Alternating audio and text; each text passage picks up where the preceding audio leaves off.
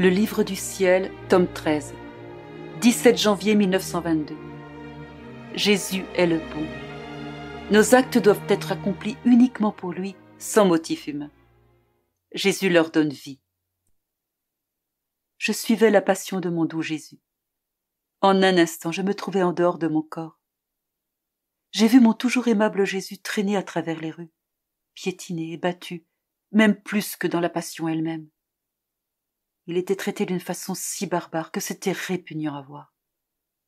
J'approchais de lui afin de le tirer des mains de ses ennemis, qui semblaient autant de démons incarnés. Il se lança dans mes bras, comme s'il attendait que je le défende. Je l'ai transporté dans mon lit. Après plusieurs minutes de silence, comme s'il voulait se reposer, il me dit « Ma fille, as-tu vu comment, en cette triste période, le vice et les passions triomphaient? Il marchait victorieusement à travers toutes les rues, et ce qui est bon peut être piétiné, battu et détruit. Je suis le bon. Il n'y a rien de bon que la créature puisse accomplir sans que j'y participe.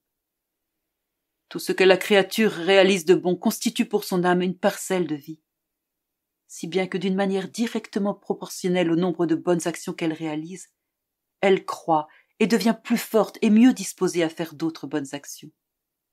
Toutefois, pour que ces actions soient dénuées de toute substance empoisonnée, elles doivent être pures, sans intention humaine, seulement pour me plaire.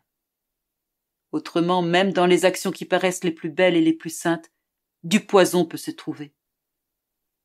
Étant le bon dans toute sa pureté, je fuis ces actions contaminées et je ne leur communique pas la vie.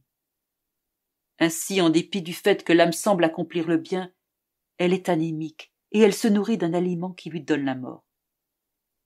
Le mal dépouille l'âme du vêtement de la grâce, la déforme et la force à avaler du poison apte à la faire mourir.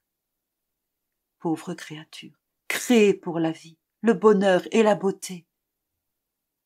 Le péché donne à leurs âmes des gouttes de mort, de malheur et de laideur, lui enlevant ses fonctions vitales et la rendant comme du bois sec, apte à brûler intensément en enfer.